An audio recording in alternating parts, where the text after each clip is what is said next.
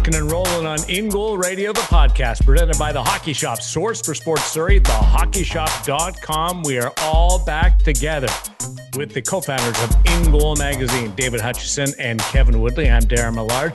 Pleased to welcome back Woody from the waves of Hawaii, where he was hanging 10 all week, swimming with dolphins and riding those tunnels. You were on fire last week. Yeah, no tunnels for me, just old man, longboard, tourist surfing, but good time nonetheless. Anytime you can go away for a week and I think conservatively average 3 hours in the water a day over those 7 days you were gone, it's not a bad thing between the surfing and the snorkeling. And yeah, we ran into some dolphins and some turtles and all kinds of crazy, colorful fish. I love Hawaii. There are spots there where you can dip your toes in the water, like literally be like knee deep, bend over with goggles on and poke your head in. And it's like you're in an aquarium already. It's just, I'll have to share some of those on social media because guess what?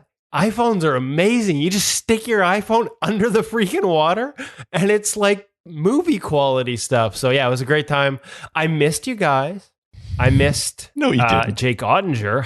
You might have missed Jake, but you didn't miss us.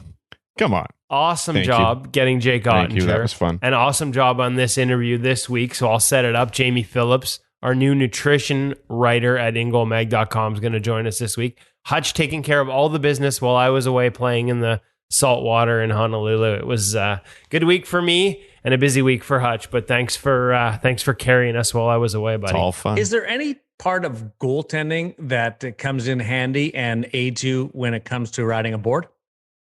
Balance, I guess. Much like your edges, you have to sort of be able to balance and find balance points pretty quickly on a board. And when you're like, we don't like, I have boards up here that we take over to Tofino, like our own boards, and you get comfortable with where those balance points are and where you need to be, as you sort of get into a wave. And when you rent a board, all those things are different. So there can usually be a few ugly ones at the start, whether you're too far back or too far forward and you eat it. Just like new skates. Yeah, it's like new skates. Like the first time I went on after all those years of CCM with the neutral pitch, I remember going back onto Bauer with the forward pitch and toe picked right away. It is totally different that way. And the other part I will say is all the stretching and yes, Hutch, foam rolling that I do for goaltending to sort of just get loose and feel good and get warmed up. Hips are massive in surfing as well as goaltending. You have to be able to sort of clear that front foot. Think of a pigeon stretch, that range of motion to be able to get that front foot from behind you to underneath your hands really quick. Requires a lot of hip mobility. And I do find that on a long day, like there weren't any waves on the last day, it was really flat. And so I ended up sitting on the board quite a bit, waiting for sets to come in. And when you're sitting the way you sit, man, my hips ached all day and all night flying home last night. I thought for sure you were going to say what they both have in common, hockey and surfing, is you have to be really mindful of your depth. There you go. Ooh, pretty good one. That would have been better, and I've got the scars to prove it because the reefs that cause the breaks at low tides are often quite close below the surface, and I do have a few nasty cuts from the past to prove it. So that would have been a hell of an answer, Darren. Smarter than I am. We had a lot of fun last week talking about the Stanley Cup final and also getting into the move coming up for the Hockey Shop, a source for sports Surrey, thehockeyshop.com. This week, there's some more movement, but it involves the goalie coaching carousel as some openings are starting to find their candidates. Well, I mean, first off, to your day job with the Vegas Golden Knights, Sean Burke moving back into a coaching and management role. Nice to see Mike Rosati also maintaining a role there as well. And our good friend Fred Brathwaite stays with Henderson by the sounds of it. So there's one move that I don't think anyone saw coming in terms of Sean leaving Montreal for a combination director and goalie coaching role.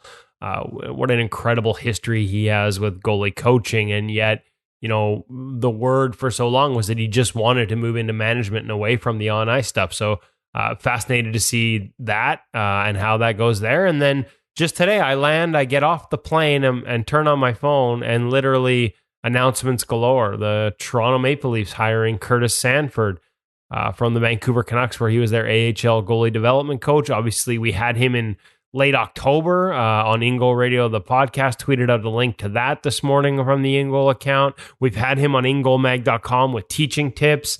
We got part 2 coming up this week on one of his teaching tips on post entries and exits. So a chance for Maple Leaf fans, if you really want to get to know your new goalie coach and some of his work, make sure that you check out that edition of the podcast and InGoalMag.com for teaching tips. Hold on. InGoalMag.com has the goalie coach of the Toronto Maple Leafs with a new article up right now. It's almost like Kevin was We have a new one that went up. Wow. That is pretty cool. Toronto listeners get to know your new goalie coach. Head over to InGoal Mag. Yeah, and the old goalie coach of Toronto is also front page in the news. Yeah, and he is in Seattle now. The new goaltending coach of the Seattle Kraken is Steve Briere after 7 years with the Toronto Maple Leafs. And so what becomes very interesting in that little shuffle is that I looked up an article I wrote on Steve Briere when he first got the Toronto Maple Leafs job. And the thing about that article is the only reason I was able to write it is because I was actually on the ice with Steve at a camp in Kelowna with Jonathan Bernier for some work, and had a chance to talk to him in depth for the article. I don't think the hiring had been announced yet. And so I had the quotes and I had the story all ready to go 7 years ago and filed it, and NHL.com printed it. And I think that's the last time I was allowed to talk to him on the record. So, Curtis Sanford, we really enjoyed talking to you. Your insights were exceptional, and we were so grateful that you shared them so we can have them up at InGoalMag.com. And I got to say, we actually do have a couple more because before he got the job with Toronto, I sat down with him and did a long video session that went over 3 or 4 different drills with the Vancouver Canucks and the Abbotsford Canucks and Spencer Martin and Artur Silovs that we'll have up at InGoal Mag soon. But the bad news is usually once you go to Toronto, the goalie coach is off limits, including to us, at least, I should say, on the record. And that's the case for a lot of teams where assistant coaches don't talk to the media. There's probably 50-50, maybe 60-40 that follow that path. So it's not just Toronto that goes down that path, but you guys do such an amazing job of finding ways to discuss and connect with these people. Circumvent? Yes, are we caps? That's a good way to put it too. Well, listen, like I get it. I do get it to some degree. And yet for us and for the conversations that we want to have, whether for stories or for the pod, like sometimes I don't get it. And it actually wasn't the Maple Leafs. It was another team that I couldn't talk to the goalie coach one year. And they just said, no, you need to ask that question to the head coach. And I'm like, really? Like, you really want me to do that? And so I did. I asked the question, that very technical. I tried to actually simplify it. I wasn't trying to be an ass. And the head coach looked at me and he goes, that's a really good question.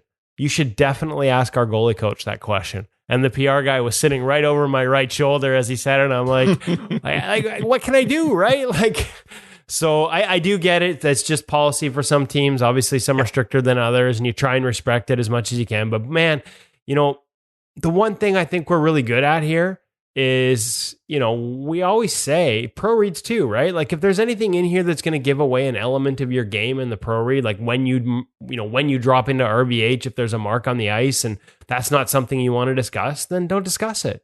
We won't run the clip. We'll bury it. Like we're not here to give away anybody's secrets, but there's enough stuff that is common amongst everyone that you can share without giving away, some type of magic formula that I think we can walk. I think we do walk that line really well, and I think we can. And sometimes it gets frustrating when we're not even allowed to try. I want to further this along a little bit with the guys that have been hired, with what their strengths are, maybe philosophies, 1 or 2 bullet points with Woody. But Hutch, you're a father of a child that's going into major junior, young adult, going into major junior. You've worked with a bunch of different goalie coaches, especially over the last couple of years at a high level.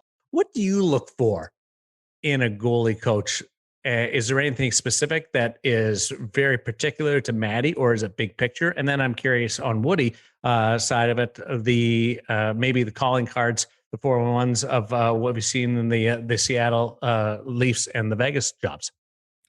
Pretty easy answer for me, I think, Darren. The end, it's relationships and how do they relate with each other?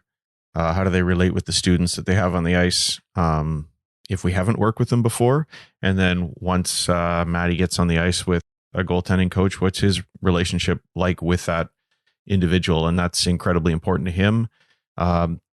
Very much, again, my other life, like being a teacher in a classroom. If you don't have a good relationship with your students, if you don't understand them as individuals and treat them each as they need to be treated for their learning style, then it's not going to be a successful partnership. And so I need somebody who can understand that in the case of my son, he wants to be pushed very hard, but at the same time, in a very positive and encouraging way. And then they need to be able to contribute something, obviously, from a technical perspective, from a knowledge perspective. What do they add to what he's already getting from other people? I have written articles in the past and have said on here before, I think it's incredibly important that young goaltenders see a variety of coaches because they each bring something to the table, which is, I guess, what you're asking about here, the things that people bring to the table. And together, you can build a bigger package. I think it would be, at least in the case of my son, it would be detrimental to only work with one individual because the many coaches that he works with all bring something special to the table. But at the end of the day, they all understand him as a person and how he likes to work, and that's what makes it go. And what do you know, Sean, and Steve, and Curtis very well? Is there any particular angle or strong point from the three of them? I think, like Hutch said, they all bring sort of different strengths and different balance and different focal points.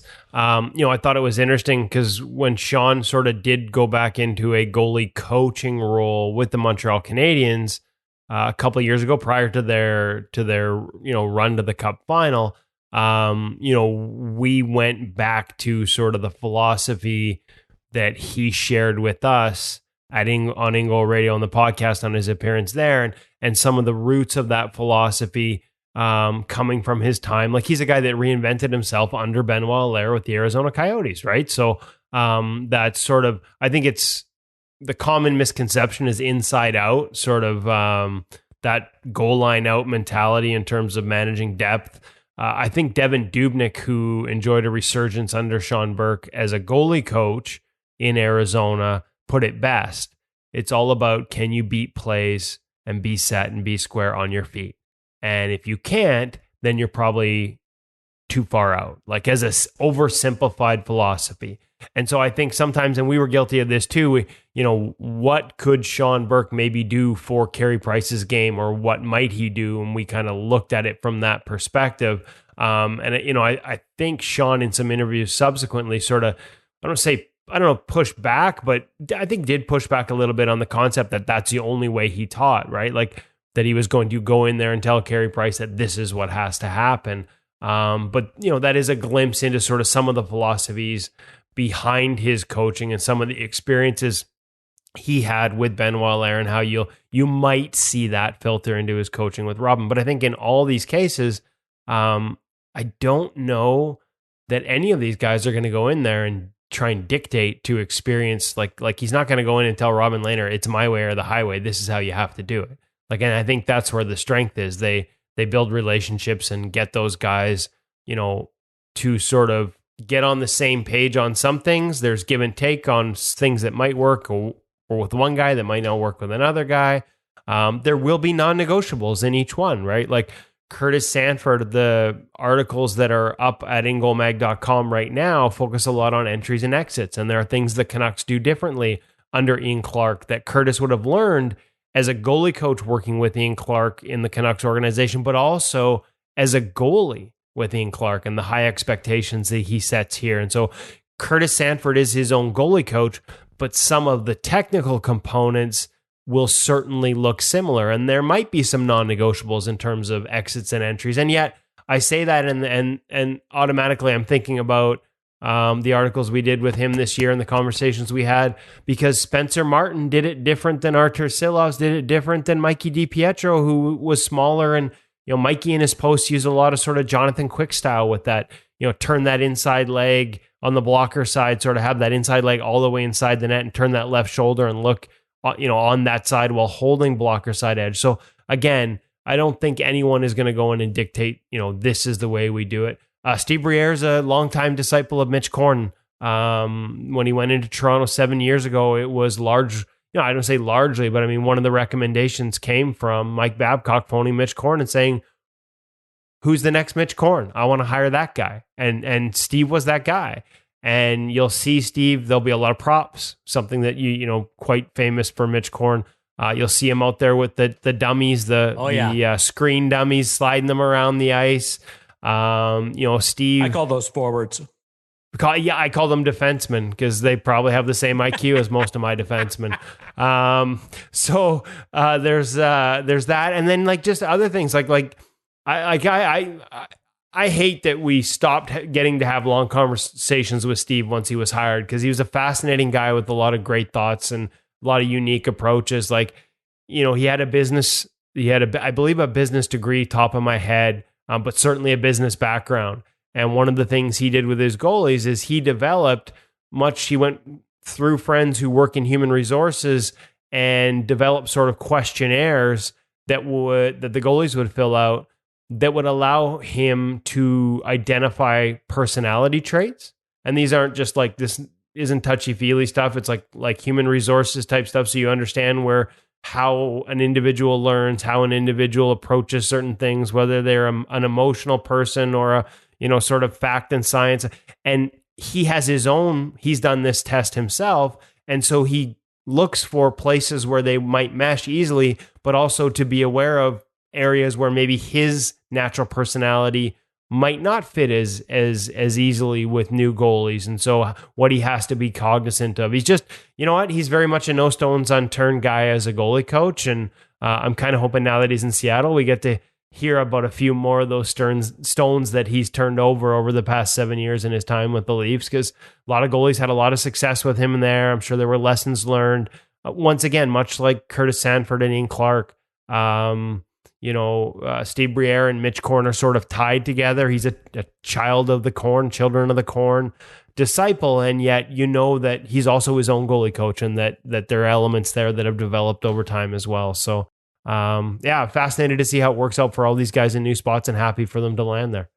Each guy brings a really substantial course to a 3-course meal between Sean, Curtis, and Steve. And that gets us into our nutritionalist, the newest addition to the InGoal family in Jamie Phillips. That's coming up in the feature interview brought to you by Sensorina VR. But first, we're going to head over to the Hockey Shop, thehockeyshop.com, and Source for Sports Surrey for the gear segment. And I wonder if Sean or Curtis or Steve would ever mandate wearing a dangler, because that would be one of the smartest first stages or steps to influence the goaltenders, because that's the topic today. Woody. I go away for a week, and Darren's hijacked the gear segment with danglers. Hey, danglers. We're just going to call this one Darren's Danglers. But in all fairness, as much as Darren likes to, and I go away for a week and it's Rip Woody thing, right? Like, Darren's got his danglers that he insists me and Hutch should do. And as you'll hear in the Jamie Phillips interview, it's all about attacking my foam rollers and my propensity to collect them. Did not rip you in the segment. Let's be sick. I can't go away for a single week without getting hammered. But hey, listen, if you're going to wear a dangler, you might as well wear the right one. And whether it's skates, pads, gloves, helmets, chest protectors, pants, new stuff, old stuff, top level juniors, beer leaguers, little kids coming up, when you want the right equipment, even danglers, Darren, you don't know which one to choose or how to do it up properly. Yes. Where do you go? You go to the Hockey Shop and thehockeyshop.com. You talk to Cam and all the other experts that work down there in goalie utopia, and you find out what works best for you. And yes, that includes the dangler you choose and how you choose to do it up.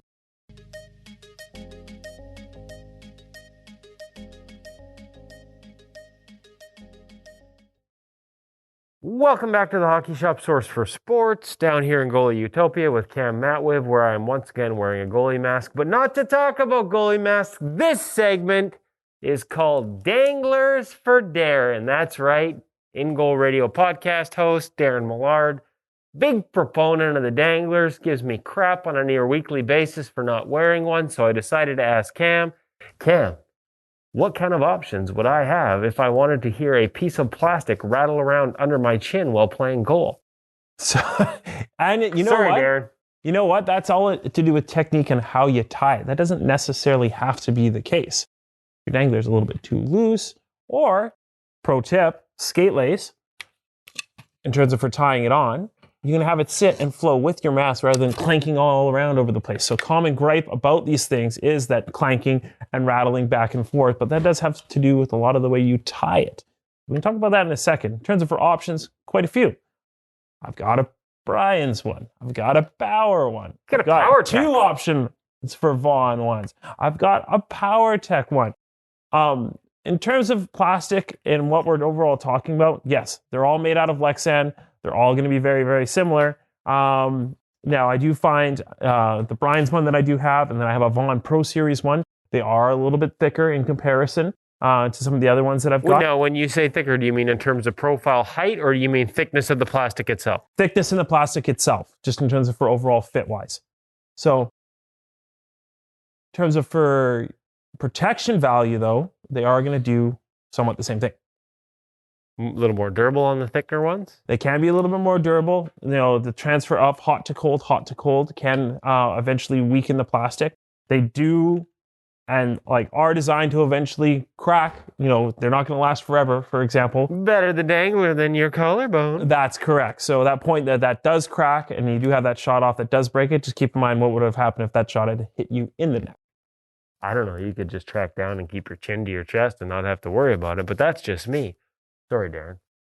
How do I put this on, Cam, to make sure that I keep Darren happy and Danglers for Darren? So there is a lot of preference based. Some good examples would be actually checking out some of your favorite NHL goalies who do wear one. I actually quite like the way Hopi mounts the Dangler to his mask in particular. Again, with the use of skate lace. And the way he ties it, like I was alluding to before, will help to reduce that overall clank side to side because the skate lace is a little bit more rigid than some of this regular lace. You can tie it to such a point that it almost helps it move the exact same way that the mask is moving without creating any of that gap and clank from that. Where do you want it to? Show me where you want it to sit when you're setting it up. When we are mounting it, we don't want it too high because that's not doing anything. We don't want it too low because once again, that's not doing anything. We want it to sit just at about midpoint and having a little bit of that gap there so that it does have play once it does hit your chest itself, and also still will go with you as you turn your head side to side. So. Again, this is one of those optional extras. In Canada, in most leagues, these aren't actually mandatory. However, it is something that is highly recommended. The concerned parent... Darren Millard. We want to make sure that you're fully covered and protected. That's where this Dangler comes in. Again, with your kids, if you're starting out early, they're going to continue to wear it as they go on. It's a lot harder to put on after, especially once you've played for a couple years for sure. Get them used to it early, protect them early, remove the potential for taking one that makes them scared of the puck early. Exactly. All good theories. So, Danglers for Darren. If you want to talk about Danglers, Lexans, a little bit more, you can give me a call here at 604-589-8299 or 1-800-567-7790, or check us out at www.thehockeyshop.com.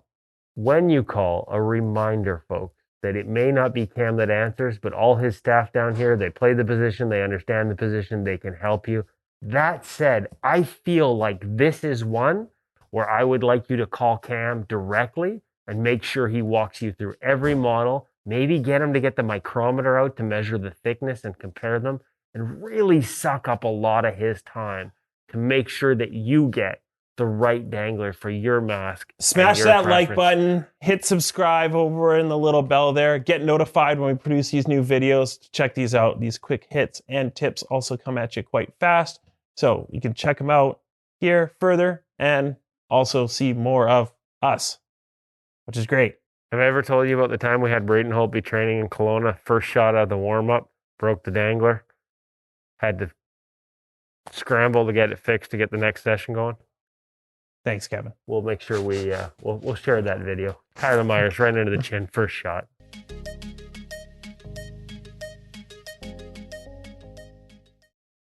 Cam's on board, boys. Cam's on board with the Dangler. It's hard to believe that there's so many different manufacturers of a piece of equipment that we all kind of consider to be the same.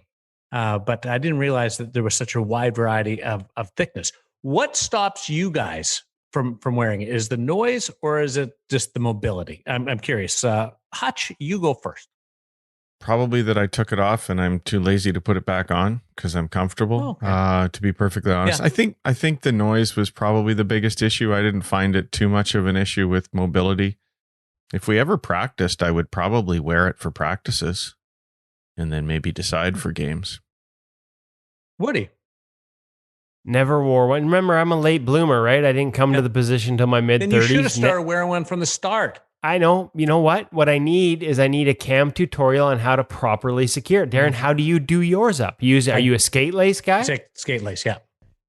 You have is this like Thatcher Demko's toe ties, 2 times pi r squared to the exact length to wrap? How do you get your length? Pretty close, and it's just touching the bottom, the chin of the mask, and I want it to be dangling down the side, so it does catch if you're in a RVH, because some guys are shooting out the side of your head. It does block that side too, so it offers you 1 or 2 inch and a half more on the bottom side of your mask. So I am pretty particular with the danglers. Well, I kind of don't blame you because you've got guys like Jack Eichel shooting on you when you're filling in at practice for the Vegas Golden Knights. That's a little different than my 40-plus beer league, where the most dangerous shot is the guy in warm-up. Not the other team, but the guy in warm-up. Thanks, Trev, who walks into the hash marks and lets go of the clapper at my head. I will say this. I get hit way more in my Thursday night men's league, just playing men's league, than I ever do practicing with the good guys. Like they may try and bank it off your body all the odd time, but nobody ever hits you in the head. So that's a good thing. That's because you're nice to them. They like you. If I was stepping on the ice with NHL players, I would put a dangler on, Darren. I'll tell you that right now. I'd put on 2 more cups and an extra set of pants, probably. So the closest I ever got to getting an invite to one of those skates, and this was a summer skate here in Vancouver, and Ryan Miller wasn't yet back in town, and Eddie Lack hated them. He would rather focus his energy on working. At the time, I think he was skating with Alex Auld because I was out with them doing video and stuff. It was Eddie and Alex out in Richmond, but obviously there's pressure there, right? Like the goalies don't like those summer skates, but the teammates would rather have their NHL goalie. And so Eddie was going to send me instead. And he showed me a copy of the text message when he confirmed that I would be in net. I won't say which player, I don't want to, call them out, but which player replied to his text message that he then showed to me. But the answer was basically, okay, good. The boys will all shoot at his head. I was quite delighted after seeing that text message the afternoon to find out early the next morning that I would not be filling in at that summer skate because Ryan Miller was actually back in town and decided he wanted to get out on the ice with the boys. And so there was a mixture of sort of, but also, whew. Where are you guys on painting the danglers? Do you guys like it? I like the concept that you might try and do something a little bit creative and match the but mask. I'm not sure I've ever seen one that completely excited me as a concept. I can't remember which one. I have seen one that I liked. I've seen a couple that I thought, man, that might actually work. And maybe we're onto something here, but it's just not enough people do it. I do think it's an area ready for innovation, right? It just seems too simple and not quite fitting properly ever. Somebody's got to be able to come up with something innovative. Well, we see a lot of innovations around just the foams being used in the, in the collar protection and the neck guards. I think a lot of that is an answer for those of us who don't wear. Maybe I wouldn't be looking for the next great neck guard protection. Maybe I wouldn't be invested in that as much as I have been in our gear segments of the past couple of years. If I did wear a dangler and I didn't care because nothing ever hit my neck. It is strange how simple and basic the danglers are compared to 30 years ago. how it's just stayed the same. Like different product or different compositions obviously go into it, but the look of them is virtually unchanged. We got to get to our feature interview brought to you by Sensorina VR. Jamie Phillips is standing by. He's going to be in our kitchen, almost literally, talking nutrition with us, helping out along with Sensorina VR. So a lot of off the ice influence coming at us right now. Hutch with Sensorina VR, and then the nutritionalist. Absolutely. Sensorina does so much for goaltenders with their virtual reality training system that you'd think they might be adding a nutrition section one day, but I don't think they're going to, boys. Imagine going through, like picking out your food through the VR headset. Yes, and getting points for making the right choices. Yes. So you know what? They add almost everything you could ever imagine adding into a goaltending training system. So maybe it's coming down the road one day. We'll see. But keep it simple, guys. This is a great time of year to be using Sensorina. It's tough to get ice. I actually phoned a rink the other day to try and get some ice, and it's been removed because they want to do some maintenance around it. And to get out as much as you want to in the summertime is difficult, but you can get on the virtual ice as much as you want every day if you want to do your training with Sensorina. You can do some basic work on shots. You can tell it exactly where you want it to shoot every time, which the shooters you see on the ice cannot do. You can face different scenarios if you want to learn about what might be happening in front of you on a power play, for example. You can see the actual shots from professional hockey players and get a feel for what a real pro release looks like if you want. And you can get in there and do some sophisticated hand-eye training as well. There's just so much available in Sensorina. And once you've got the system, you can get in there and use it every single day as part of your training so that you can have the best year of your life this year. So really encourage people to check out Sensorina, sensorina.com. If you decide to purchase it, use the code IGM50, that's as in InGoal Mag, IGM50, and you get a bit of a discount on top of whatever great offer they might have available now. Awesome advice. Awesome product to work with, especially during the course of the summer where you've got things going on and rinks got things going on, and you can still practice the tool of your trade, which is a lot like what our feature guest this week does for people. Takes care of you off the ice to enhance your performance when you strap the gear on. Hutch. Sure does. In fact, another great tie-in is one of the things Jamie Phillips and I talked about here was just the injuries that come with goaltending because it's a position that's not natural for you, and another great reason to try Sensorina. Jamie Phillips, former professional goaltender, now NCAA coach at Michigan Tech, where he played, and also a graduate student becoming a doctor of physical therapy. He's already got a master's degree in exercise science, and he is bringing his knowledge, both as a trainer and a nutritionist, to the InGoal Mag audience. And we've got our first article up right now, and we've already got the next one in the hopper. And I'm just really excited because I know this is an area we haven't brought enough to people. And I love the way Jamie does it because he keeps everything simple. He keeps it in a way that we can all manage to do things, and at the same time providing some real scientific insight. This isn't just what you hear around the gym, what you hear around the locker room. This is a guy who is a practicing scientist and researches everything that he talks about. So we had a great conversation. Obviously, it could have gone on a lot longer, and I guess it still does offline a little bit. We're talking quite a bit now. And has introduced me to some other people as well that will be bringing some great stuff to the InGoal audience. Just glad to be able to bring a little bit of sports science to you because it's what I just love to do, guys. Always great to have a Phillips nearby to tighten up your game. It's the feature interview brought to you by Sensorina, Sensorina VR.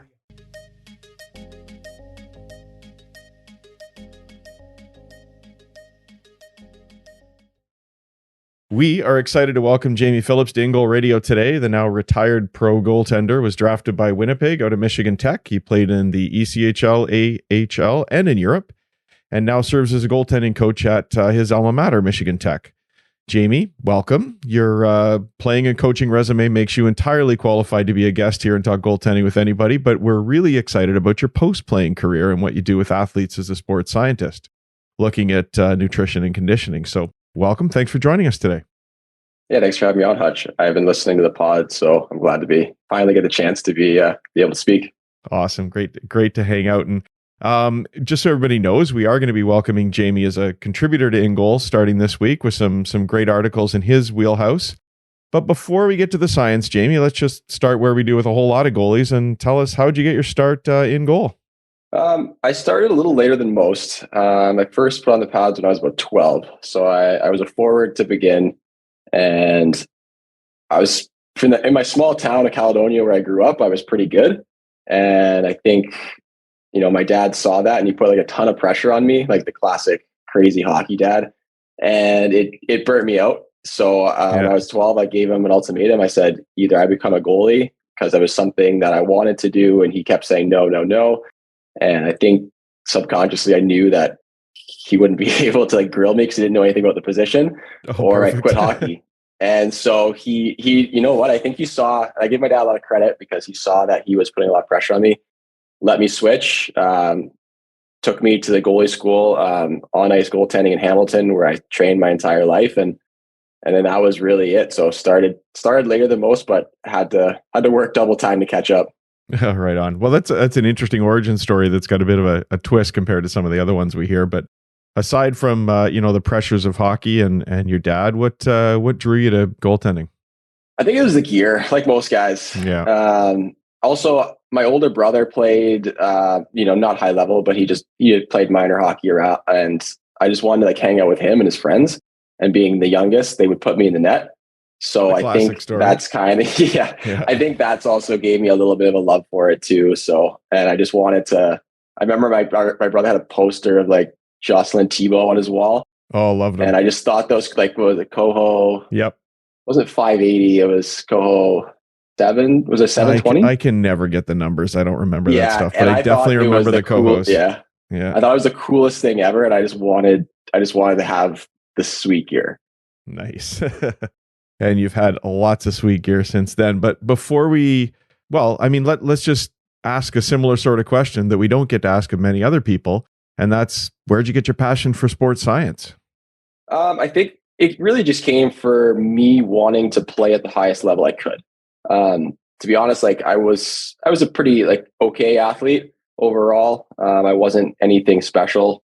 I started later than most in terms of my goaltending ability. Like I wasn't like a great skater. I was tall, but I wasn't anything special. Mm-hmm. And so I wanted to give myself every opportunity to play professional and, first get to junior, then get to college, then get to pro. So probably about the time I was 14, I really dove in hard in terms of like reading about what to eat, how to train, like all the kind of stuff. And honestly, I had no idea what I was doing for a long time, and I needed guidance from a lot of people. And sports science has been around for a long time, but it's been very confusing for a long time, and it still is pretty confusing for the masses just because there's so much information. So I did a lot of things wrong, and going to school at Michigan Tech in my undergrad of exercise science, I started to develop a passion for it, and I've continued to research and like work with other athletes. And then post-retirement, going back to school and getting a master's. And then now in my clinical doctorate, I realized that this is, I can take that passion I had for trying to build myself up as an athlete and help others, kind of give them the keys to the kingdom so that they can hopefully achieve, their goals in sport. That's awesome. Sounds like what got me into sports science as well, except you were much more okay of a goaltender than I ever was. And much more okay of a sports scientist now, I'm sure. But glad to be able to sit down and talk about something that we both really enjoy. And I went down the rabbit hole of your Instagram. And for everybody, it's Victorum Performance. And we will link that in the show notes so everybody can go down the same rabbit hole I did. And absolutely loved it. But one of the things that stood out for me is that, especially when you get into some of the science and some of the research articles that you reference, is that you take a look at what I would call sort of widely accepted knowledge, the stuff you hear around the gym that people will tell you must be doing. And then you use the literature to maybe ask people to question things and say, is it the right thing or is it not the right thing? But what I also love about that is that you layer on top of it, hey, maybe it doesn't really work, but if it works for you, don't stop doing it. Keep going. Am I right? That's how you tend to look at a lot of things?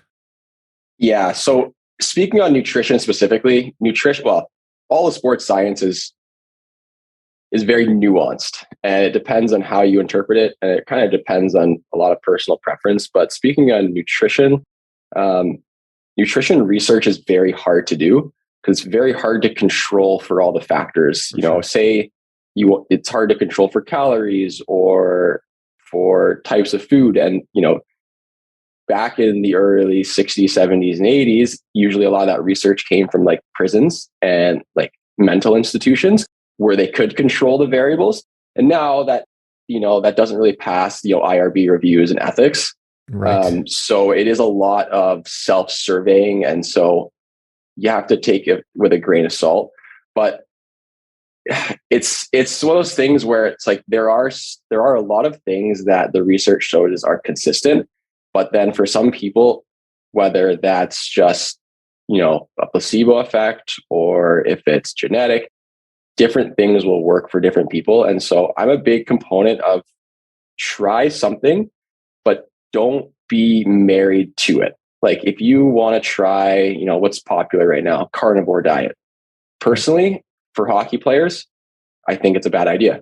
However, if someone really wants to try it, then go try it. Maybe it works for you. If you're looking physiologically, it probably won't, but some people it might. And so I'm never going to say, just because so-and-so paper says you need to eat this amount of carbs, therefore every other diet isn't going to work.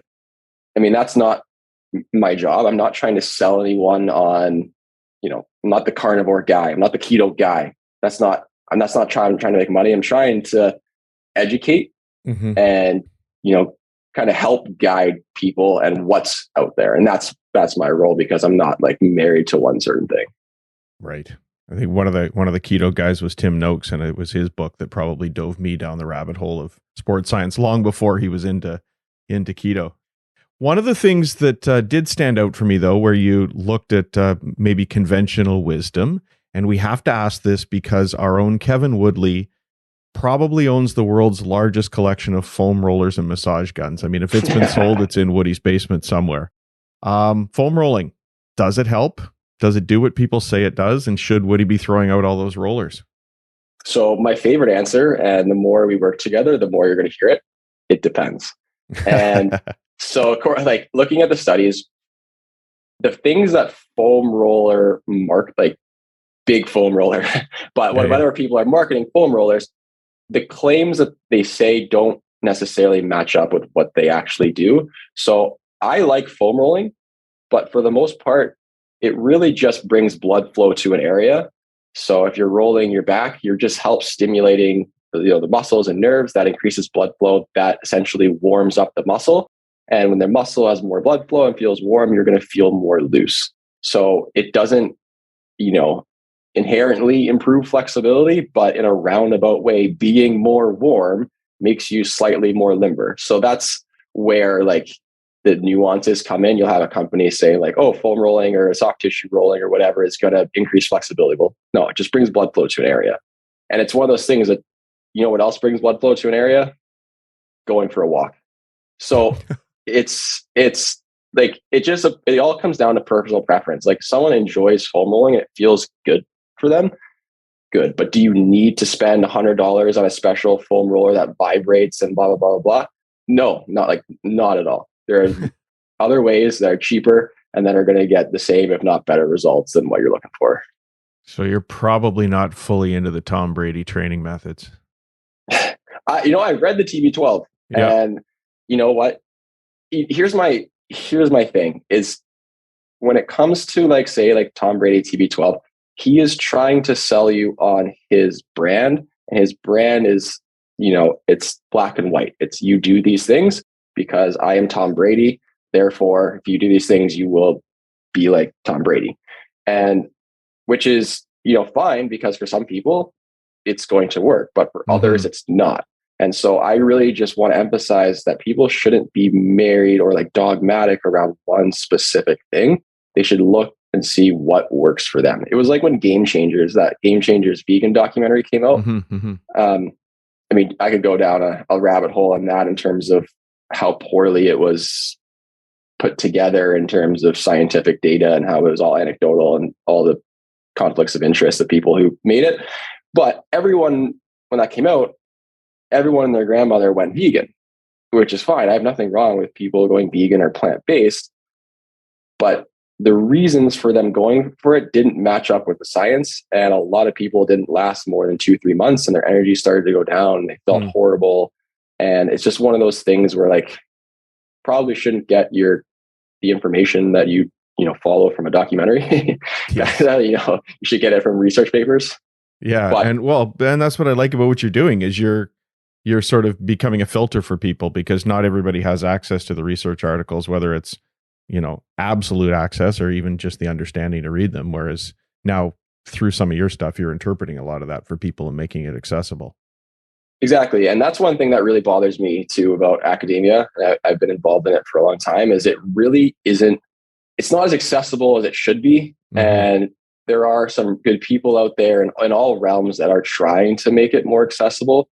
But even I get frustrated at, some of the researchers and stuff, because it is a little snobby, and people, everyone thinks that their research is, going to change the world. And that's good, because we need research to push the world forward, but we also need to present the findings and the data in a way that people can understand, and not just like headlines that easily sold in the news where, every month it's either coffee's bad for you or coffee's good for you because of science, studies showed it.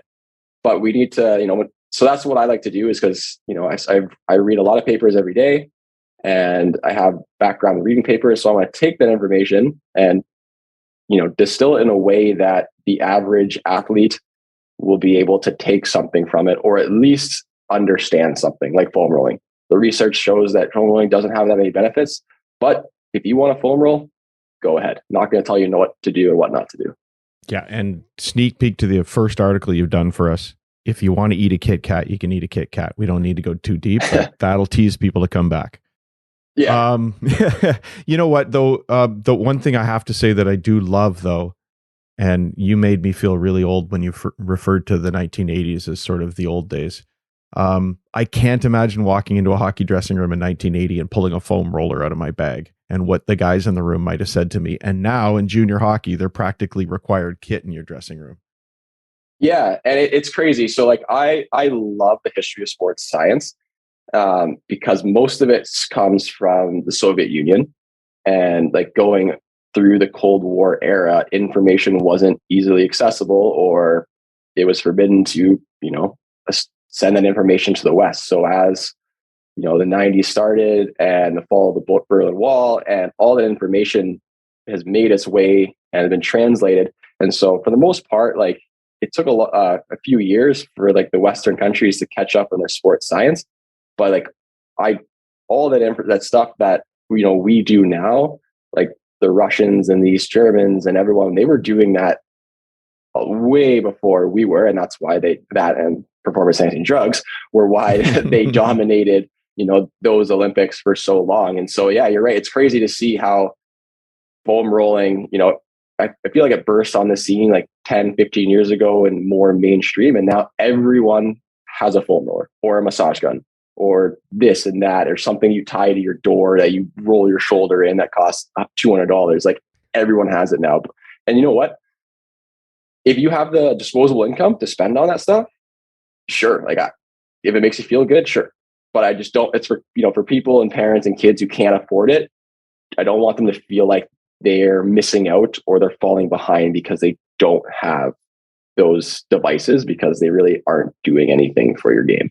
Yeah, no, love that. And I love just the general acceptance of sports science now, and that it's okay or it's cool to want to be the best you can be and do what you can. So I think that's great. It's interesting you talk about the Soviet Union, because it reminds me of way back in the 1980s, being at the Ontario Provincial Championships for high school hockey. And we had a coach who had done a lot of research himself back into the old Soviet methods and everything. And I remember after a game, when I think we had 3 games in a day or something, he had the entire team on the ice skating laps after the game to try and get the lactate out of the system, specifically mentioning lactic acid. as the Zamboni driver is trying to grab players and pull them off the ice because he had to clean the ice, and the coach is standing on the bench, more laps. So back to the Soviet Union in the olden days. Very ahead of their time. And a lot of the stuff we know now, and even just the main principles of like, periodization in training in general, it all comes from that research that was done in the Soviet Union. So, when sports were the way to flex your muscles and show that you're a world power, and all the resources of the government were put into it to, sports wash everything, you got a lot of good results, and we're still benefiting from that, and we'll continue to benefit in the future. Okay. Something that I noticed in one of your posts, I can't remember which one it was, and I quote, "I know this may sound crazy, but the most sport-specific training is doing your sport." Now you're going to get me going. So you've seen this before, and everyone listening has seen this, where you'll go to a gym or hockey facility or whatever, and they're going to say, join our sports specific training, or our goalie specific training, or baseball, or whatever your sport is. And so it slowly started. It was really like, I fell for this. My parents did, and we didn't know any better, where you thought you had to go to these people because it was sports specific training. But in reality, there is nothing that mimics your sport than as well as playing your sport. So sometimes you'll see, and actually have some videos lined up that I need to make that are more like satirical in their nature, because I want to be able to like poke fun at it, but also like open people's eyes, where like, say it would be like someone in like a half split position doing a shoulder press, and they'll be like goalie specific upper body workout.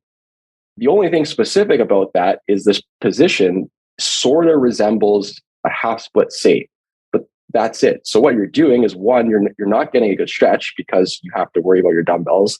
And then you're not getting a good upper body workout because you can't hold as much weight because you're putting too much pressure on your groins. So you're just wasting time and wasting a perfectly good exercise. And so I see so much of this, that people think that you need to mimic your position and somehow add weights to it in order to make it sport specific. When in reality, your training in the off season should be making you a better athlete. Your goal is to become a better athlete, become stronger, become quicker, more powerful, more flexible, and that will all directly translate onto the ice, so that when you go to practice or your goalie skates, then you work on being a better goalie. And that's just that simple. The gym is for becoming a better athlete. The ice is for becoming a better goalie. And that's hard stop on that. Don't feel like people need to stop wasting their time trying to mimic these like RVH, T-push, hip rotation, dumbbell loaded plates things. And it's just, one, you're adding like the position, like being a goaltender is horrible for our bodies. Like it just is what it is. Unfortunately, it's just one of those harsh realities, probably one of the worst positions in sports. So why are we mimicking positions that are already bad for our bodies? And now we're loading them more than what we would load them on the ice. So we're not only are we wasting our time in the gym because we're not actually getting stronger or powerful or more explosive, but now we're just adding excess load to our joints that are already under load. And then we go on the ice and we load them more. And then people wonder why you have 11 and 12-year-old kids needing double hip surgery and complaining their hips hurt all the time. My Instagram DMs are just kids in pain, just in pain. Like, what do I do? And it's because the goaltending performance is behind, really. And it's not following the evidence. It's more following the idea that training and loading positions that are similar to what you do is the answer. And it's, unfortunately, I'm of the mind where it's not. And some people out there might come at me, and that's fine. But these are, what I believe, and then what is backed by the evidence. It's just general GPP conditioning. Become a better athlete. Do exercise that have high transferability, but are going to make you a better athlete, really. You know what? It's okay for people to disagree too. I think one of the things that helps us move forward is some healthy conversation and disagreement, I guess, if it's respectful. God, so many threads I'd love to pull on there, but just one I have to ask though. I hear what you're saying about sport specificity in the gym, and I think it makes a ton of sense. But is there a place for something like that for people who can't get on the ice enough to be sport specific? Because it's $200 an hour, or there just isn't enough ice in town, and yet I want to improve my speed as a goaltender, for example. Yeah, and so I would say again, it depends, and it all comes down to the training goal. So you can do things that are similar to what you do on the ice, or training in a way that's going to have the most amount of transferability. Like, so goalies, we move laterally. So what does that mean? The muscles that primarily project us laterally, should we put emphasis on them? Yes, but we don't need to put emphasis on them in a way that exactly mimics the position on the ice, especially if that position is something that's providing excess stress to the joints. And that's where I would say, someone doesn't have access to the ice. Again, take advantage of that off season or dry land training in terms of getting stronger and more powerful. And that's why those exercises they don't need to be sport specific, but they do need to have some sort of translation. It would be like, my example would be like the bench press. Mm-hmm. The bench press doesn't really offer a lot of benefit directly for a goalie, but being stronger in the upper body is going to make you a better athlete. However, the bench press offers a lot more benefit to a player or even a football player because they have that forward press against an opponent.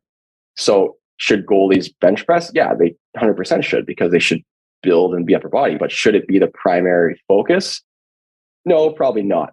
But you want to be as well-rounded an athlete, because sometimes you do need to push and you need to have your hands forward. And so there's a reason that there's so many strength coaches out there, and they're all saying the same thing because they all have their own philosophies. But again, it's just finding like what works for you, but not trying to fall down the sport specific fallacy. So you touched a little bit on it before we got into talking about injury, and Jake Ottinger was on the podcast last week, and one of the things that he spoke about, and I'm paraphrasing probably poorly here, but was that after the season, you sort of have to unwind and take the goaltender out of you. And I think that speaks a little bit to your point of having to become an athlete in the off season. Yeah. And so essentially what he's saying is forgetting about the time where guys take off, where they just completely don't do anything and they use that necessary recovery time. When you come back into the gym, it's what's called GPP, or general performance preparation. And it's just working on simple compound movements and just building an athletic base.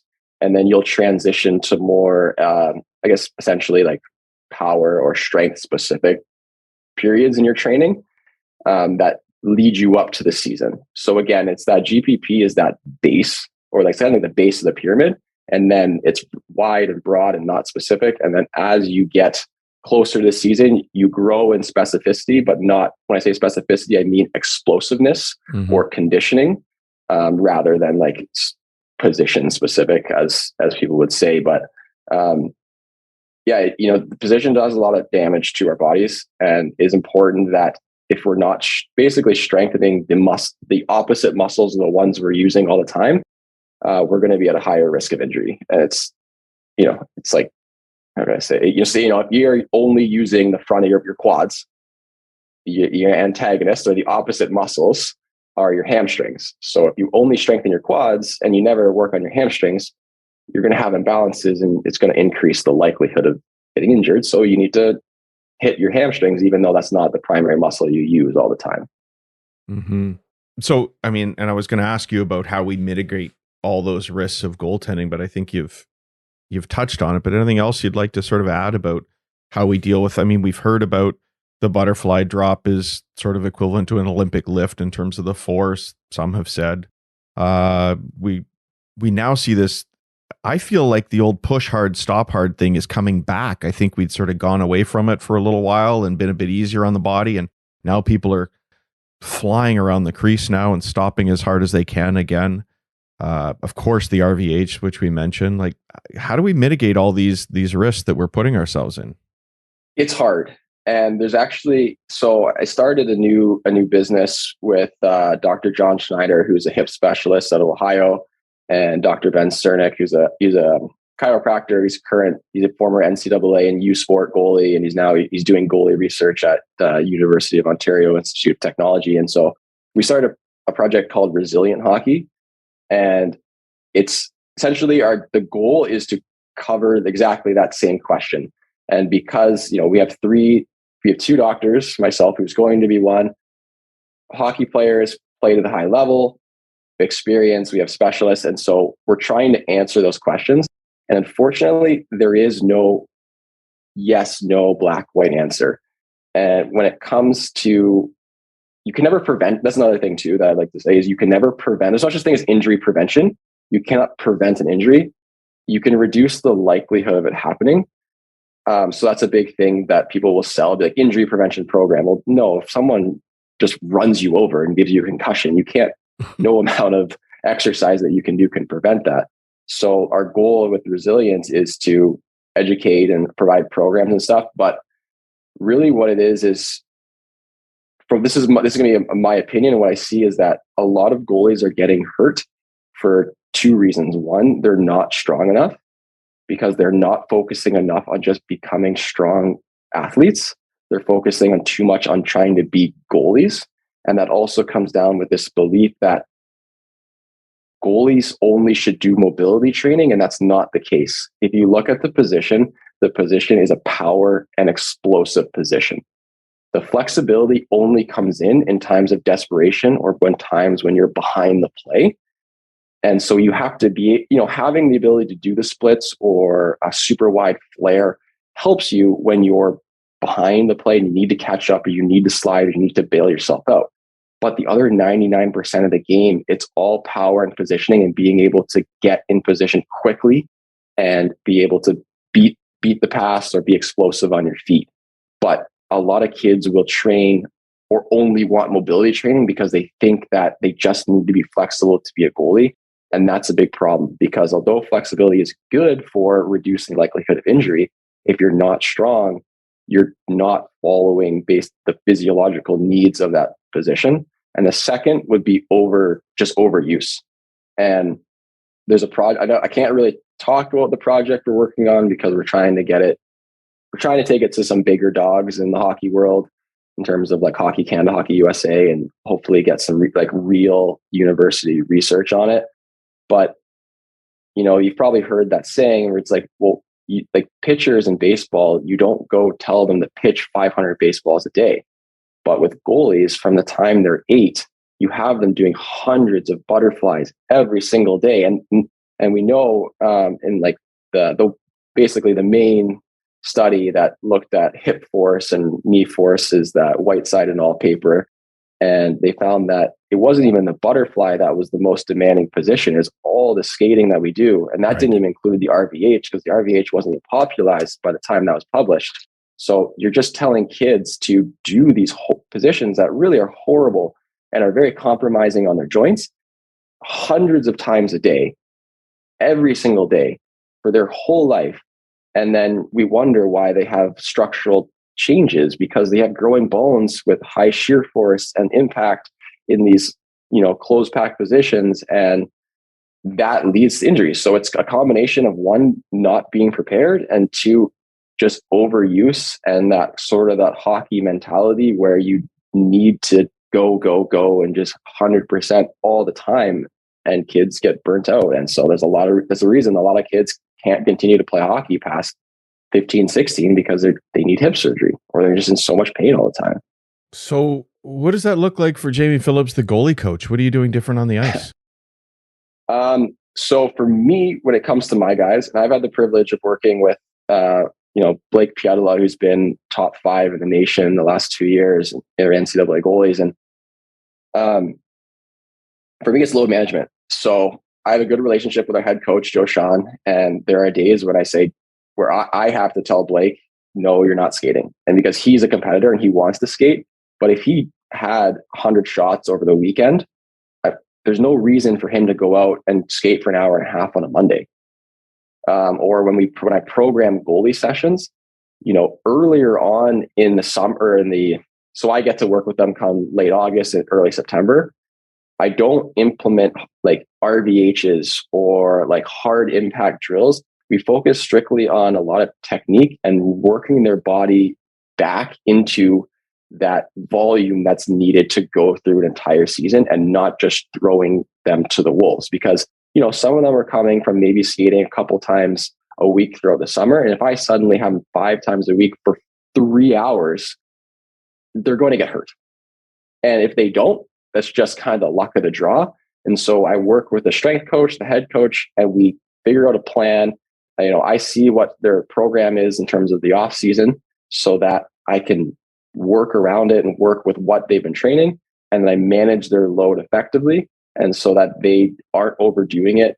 And then if something hurts or something's tweaked, get off the ice. Mm-hmm. We have 3 goalies. We don't need to have a guy work through, something going on in their groin. It's not worth it to risk a guy being out for a couple of weeks when he could just miss 1 practice and, go to the gym and focus on something else and still get some of the benefit. So that's how I try to manage load the best that I can. And sometimes I do have to fight against, the old school, like, no, he should be out. He should be out. And I try to stick to my gun. Sometimes I win, sometimes I lose, but I just try to make sure that I'm always checking in and making sure that they're doing okay. How are they feeling? How are things? And if something feels off, or, if I just get a sense, a gut feeling like, hey, like, take it easy today. How about first few drills? Like, you don't have to go down on every shot, pick and choose your battles. And then once we started to get in some 2-on-1s, 3-on-2s, more game-like stuff, then go 100%. And sometimes someone hearing that might throw their hands in the air and say, you're an idiot. You need to be focusing 100% on all the shots all the time. And I used to think that was the case. And I used to get yelled at if I didn't go down on a shot in practice in college. But the game's changing, and either some people can either stay up to date on it or not. And think about a classic practice. Sorry, I'm rambling, but think about a classic practice where, like, you have 30-40 minutes of flow, and that's just shot after shot after shot after shot. When in the game are you really getting a clear cut shot down the wing? No D, no sticks, no traffic. Maybe once a weekend, if that. So what's the point of doing hundreds of butterflies on something that really isn't as specific to a game, when you could have less flow for the goalies and more 2-on-1s, 3-on-2s, in zone battles, things that actually translate directly to the game and are realistic for the goalies? So I like to tell the guys that they don't have to go 110% at the start till they're feeling warm, till they're feeling good. Yeah, get their eyes going. And so one thing we'll do is I like to start them right on the goal line. And I say, right in the goal line, track it all the way. And as you start to get more comfortable, then start to move out. And then you can add in more movement to your game, but get your eyes and your hands moving first. And then we'll work into more movements. And that just saves their hips and knees a little bit throughout the day. But it adds up over the course of the season, because it's this less force that they're putting on their bodies. And its practice structure is horrible in hockey. It just is, unfortunately. But because it's not meant for goalies. It's just not. I'm not sure it's good for the players either. Let's be honest. Yeah, but it's just not for goalies. And so, like, it's hard because you have players who they can get a lot out of just skating and shooting, but it doesn't help the goalies. Yeah, we don't have enough time or the resources to give goalies what they want. And when they do, it's too much. Like, I remember there were times I was in the American League and, I wasn't playing, I was behind Comrie. And so an hour before, I'd have to go on the ice and then have to practice for an hour. And then I have to stay just myself and the goalie coach for another hour doing drills. That's like 3 hours. And that's every single day. And so you just get beat down. And you see that hockey walk when kids walk out of the dressing room. They can barely, they're waddling like a duck because they're just in so much pain. And there's I've gone down a big rabbit hole on baseball research, because the hip joint and the shoulder joint are similar in a way.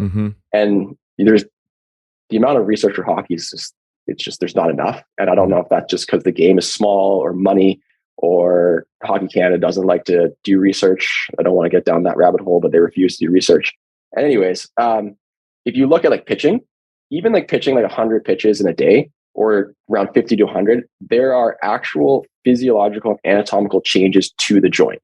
And essentially, let's just say that the joint breaks down slightly. And so it breaks down and needs to repair itself. But if that kid pitches the next day, you're just adding more breakdown, and that breakdown gets worse. And so that's why, they examined the changes, and they found that one study, this was a Reynolds and colleagues study, and they found that they needed about 3 to 4 days between sessions in order to get almost back to 100%. So if you think about the hips, you're doing 300 butterflies or T pushes or more than that, because you add in stops, shuffles, RVHs, thousands a day. You're getting structural changes to the hip joint, and we're not even going to worry about the knee joint, getting structural changes to the hip joint.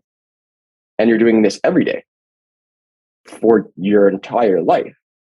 And for some reason, for us to like kind of stick our head in the sands, like, as an ostrich, and just say like, nope, this doesn't happen in goalies. It's just stupid, because that's not how the body works. But yeah, there's no evidence to support that, because I honestly, I don't think people want to know the answer, because it's a lot harder to tell parents and coaches, no, your kid shouldn't be playing today, than it is to just play and play and play. And if your kid gets hurt, the kids that don't get hurt continue to progress, and the kids that get hurt, they miss out. And it's just kind of the way hockey's set up right now. Yeah, I mean, not the only sport that's like that in terms of surviving injury to become elite. I've been involved in other sports that I've literally said that about. Whoever survives the training goes to the Olympics. And it's like, yes, I get that, but at the same time, well, I'm not saying it's good. Doesn't have to be that bad. I understand there are some people that maybe are just going to be so injury prone for whatever reason that they'll never succeed, and that sucks. But that's the reality of sports and life. But to have, next time you've probably seen it, like you go to a camp or something for like 12 to 15-year-olds, there are a lot of kids. Majority of the kids are going to talk about how much their hips and knees hurt on a day-to-day basis. And that's not right. It shouldn't be the case. How many threads can we pull here? This could be a whole podcast all on its own, couldn't it? Because it's a challenge. And you're making me nervous as a parent of a 15-year-old goaltender. We have some control over that at this time of year.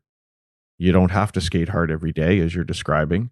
And you've really got me thinking. But now you're trying out for a junior hockey team, and there's no Jamie Phillips to advocate for you with the coach.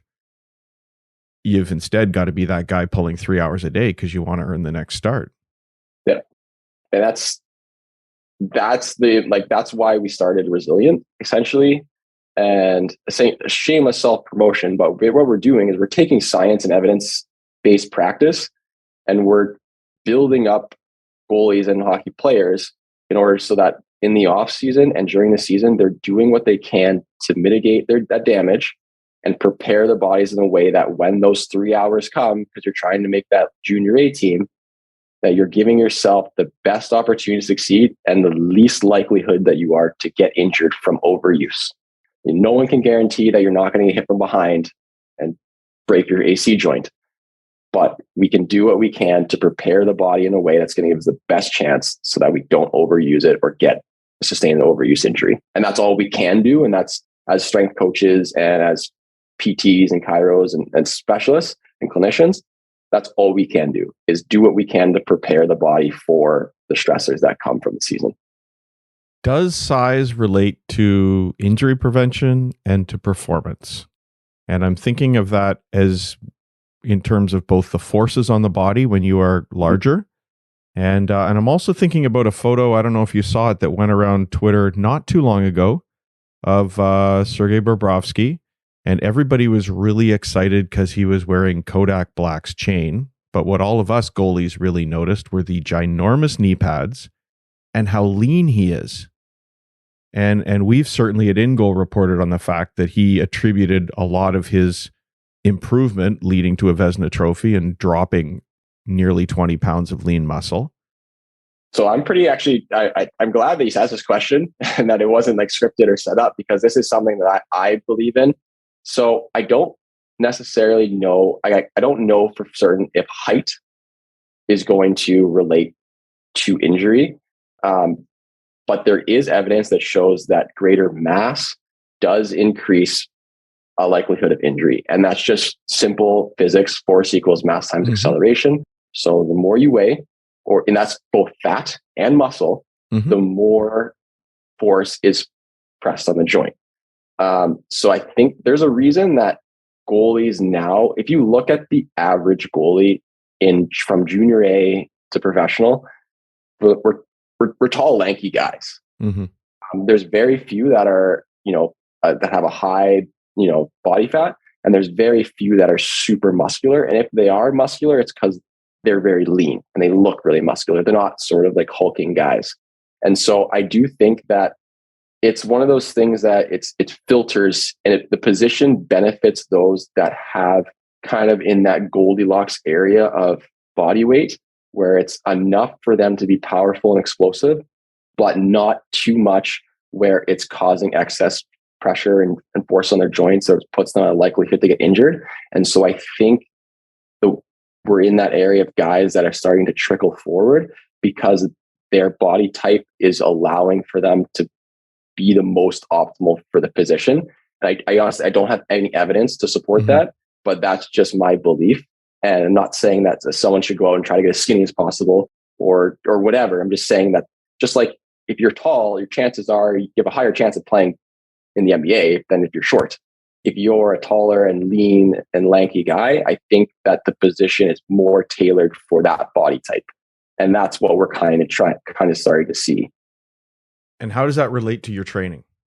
So it really comes down to, having an excess body fat outside. So for men, outside that like 10 to 15% body fat range in terms of what's quote like sort of healthy or agreed upon as healthy for an athlete, like being within that range. And I don't have the numbers for females. I know it's between like 15 to 25, I think. But being within that range may be a priority for some people that have an excess body fat. So, maybe it's worth it to try to improve body composition along with everything. It again, like I don't want to speak in general, like as a general sense, because it really comes down to the athlete. But if someone is carrying excess body fat, then the risk of them having excess around their joints is there. And so that may be something that needs to be addressed with their strength coach or team's nutritionist or whatever, or with the parents, because it is a possibility. What about lean mass though too? Yeah. What about being too muscular? And that again might be a risk. And so some people are just naturally more muscular. And so if that's the case, then it's hard. You never want to tell someone to drop muscle, but it may be worth focusing more on preventative movements and like strengthening more specifically to the joints so that they're able to manage that excess force. Because if someone has naturally more muscle or they put on muscle easier, then those joints and the ligaments and tendons on the joints need to be strong enough to be able to support and manage that excess load throughout the season. Okay, let's see if we can transition here a little bit to some specific stuff we can give goalies. Okay. And now, at the risk of generalizing here, because there's so many different kinds of them, when you first see a goaltender, what are the most common mistakes you see them making in terms of their training and nutrition? Training, just thinking that they're just not being strong enough. Yeah. And I was like, I'm not particularly strong, and I wasn't strong enough when I played, but it's just goalies not being strong athletes. It's goalies focus too much on trying to be goalies and not trying to be well-rounded athletes. And that's coming to early sports specification and all that. And that's a whole podcast in itself. And then in terms of nutrition, I think it's just, there's no one knows what to do. And it's so confusing. And it's how much do I eat and of what? And like, that's my job. My job is to make those decisions for the athletes and find ways that they're able to be most consistent and things that work best for them and their energy and their gut and all that stuff. And so it's difficult. And so I'd say it's probably best to find someone to work with that you can talk to rather than going and just finding some shredded guy on Instagram and following his program, because chances are he's shredded because of his genes and the performance enhancing drugs he's on. So find an expert or a professional or someone you trust and someone that's willing to work with you and figure out programs that are tailored more towards your needs and your body. Is there an age a goaltender should begin worrying about this? I mean, is there a time that it's too young to be doing strength training? Yeah. Too young to be worrying about your diet? Where do you like to work with kids? So for me, I like to work with guys once they hit about 16. 15 to 16 is the earliest I want to use. For the most part, like when you see kids that go to goalie schools and their parents are putting so much pressure on them, yelling, and they get stars in their eyes. They think little Johnny's going to the NHL, and so they wear him down. And so the last thing you want to do is just add, diets and things that kids don't really need. Like kids need to be kids. They need to eat the rainbow, a variety of healthy whole foods. They need to play many sports, or as many as they can, and they need to have fun. But as you start to get a little bit older, so once like 14, 15, 16, you're getting closer to your WHL or your OHL or your Q draft. And I think that's when you can start, in my opinion, you should start to be more specific in your training in terms of, you're not playing football this year kind of thing. I'm going to focus more on hockey.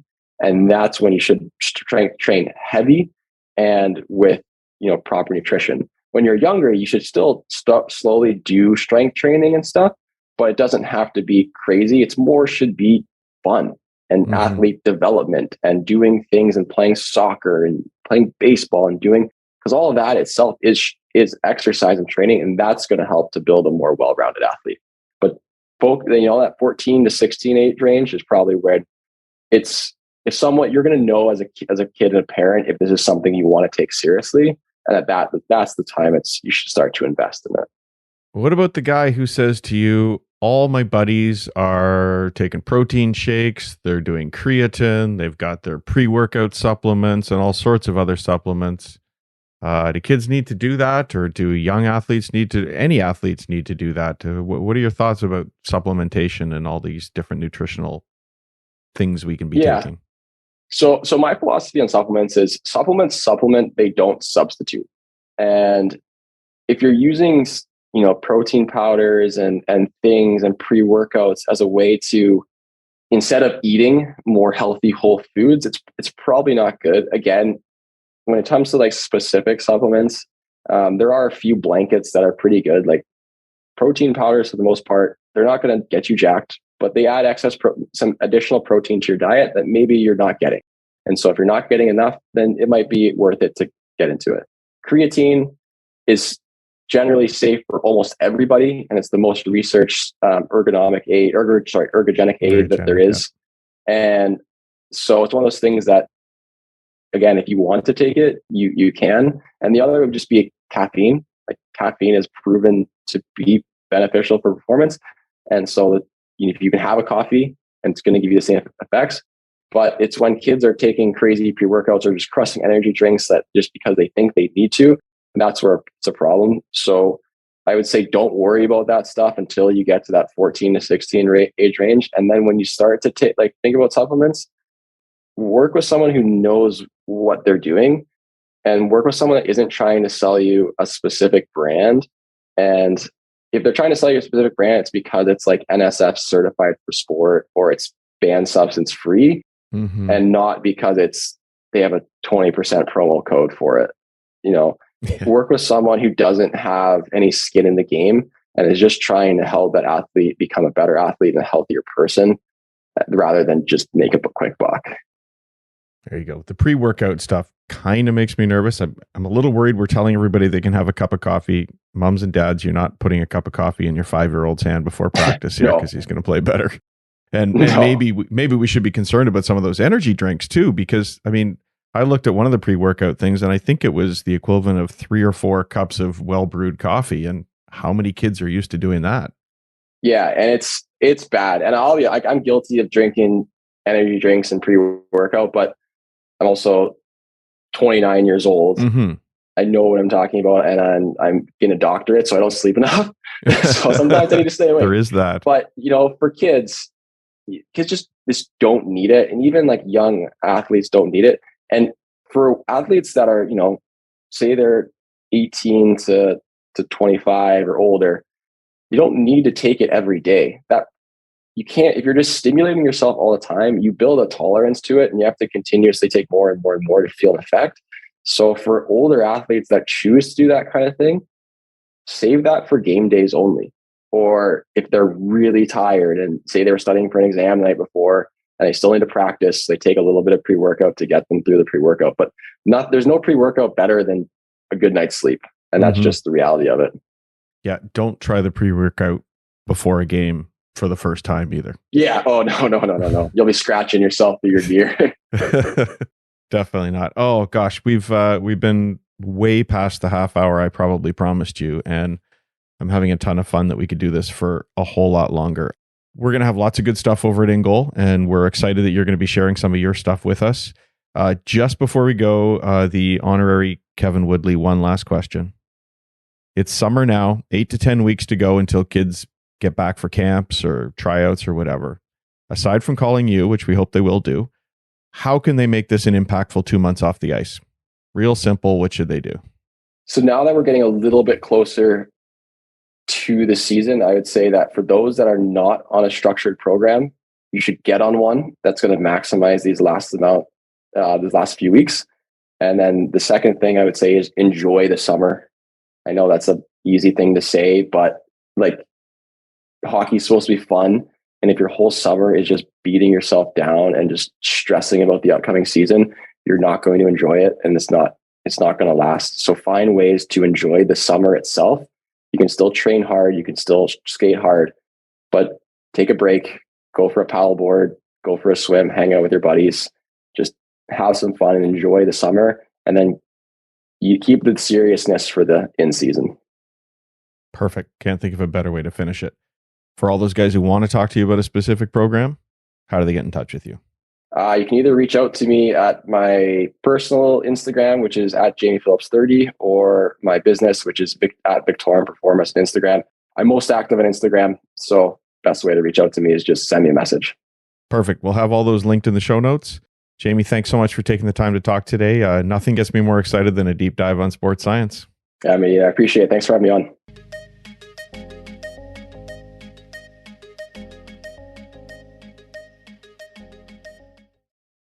What a great addition to the InGoal family. Hutch, there's so much to lean on with Jamie, and now everybody with InGoalMag.com can benefit as well. Yeah, head over to InGoalMag.com. If you're one of our members, you can check out the first article from Jamie Phillips.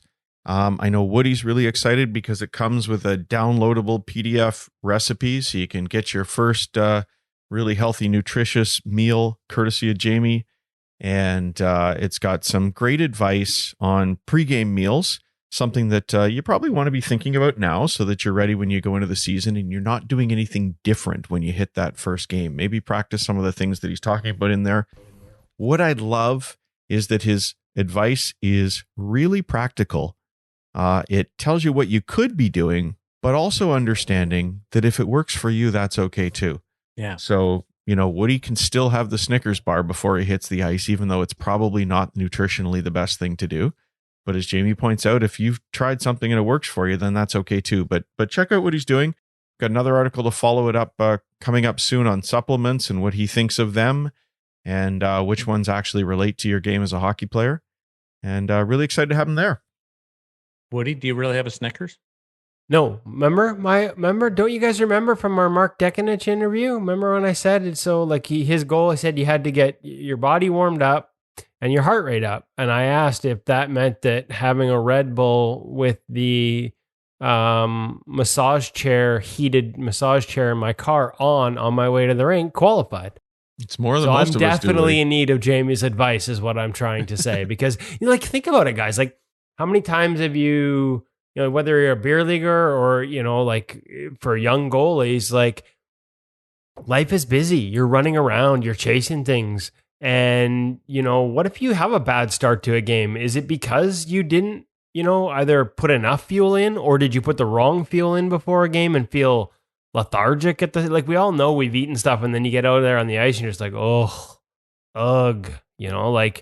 so maybe McDonald's on the way to the rink, probably not a good idea, I'm guessing. So it's great to have some advice on, some sort of hacks. What other things can we do to make sure that when we get on the ice, we have the proper fuel, but not so much of it that we feel slow because of it. So I'm super excited for this series with Jamie. And as everyone just heard in that interview, really smart guy, really, like Hutch said, just the way he shares things makes a lot of sense. And couldn't be happier to have him as part of the InGoal family now. I'm going to throw my kid under the bus with a story now, boys, on pregame meals. As many parents know, food is so important, and it affects the mood of our children so much. And nobody's more sensitive, I think, to that growing up than my son Matthew was. And I remember being very excited because I was a goalie coach for his team when he was all of about 6 years old, maybe 5.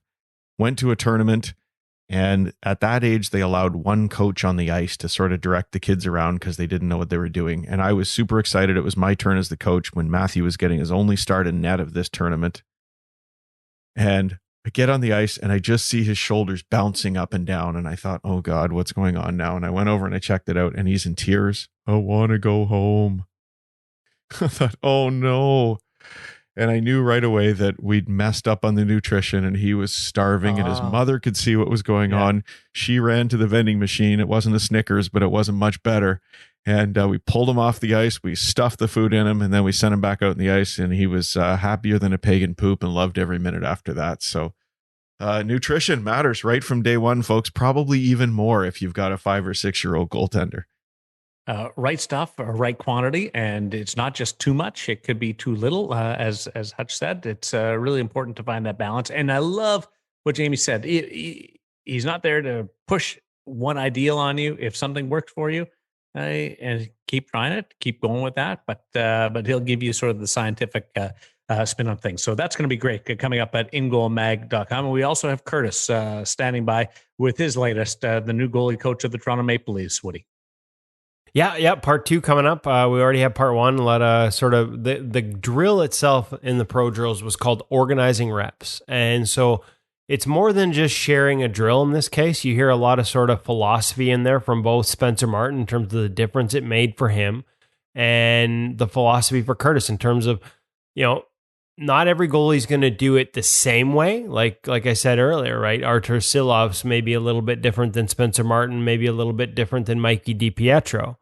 But once they sort of dial in on their way and what's best for them, they want to do it the same way every time. And, so that if you don't execute that way, you can go look at it and say, or if it's not working, you can go look at it and say, hey, what's not working, or why didn't we do it this time, or what's, so it's all about sort of getting to spots early as opposed to timing your arrival and beating plays. And so part 2 is going to focus on the technical aspects of sort of entries and exits off the post, how you should align yourself. And that'll be up at InGoalMag.com this week. And so for the new Toronto Maple Leafs goalie coach, a rare chance to see him coaching out on the ice and sharing tips with goalies everywhere. There's another piece in that article, Woody, that I think we haven't sold at all. And it's not in the excerpt. It's not in the title. And that's a little tip on dealing with short side shots on the ice. That's what this drill begins with. It's a topic I see come up at camps and on the ice a lot. How do you deal with a short side shot on the ice? We had a long time ago, we had an article up with Eli Wilson showing some very strong examples for why he asks his goaltenders not to involve their stick on a short side on the ice shot. I saw a beautiful demonstration on the ice with Pascal Villana at one point where he took my son through working with the stick and working without the stick. And then in this one, there's a whole nother look at why, in this case, again, Curtis Sanford doesn't want that stick involved unless you can do it very skillfully, because he wants to keep that puck on the ice. And so I found that actually a really fascinating little bonus within this great article, Woody. Yeah, there's lots, like I said, there's lots in there and there's lots coming in this next one.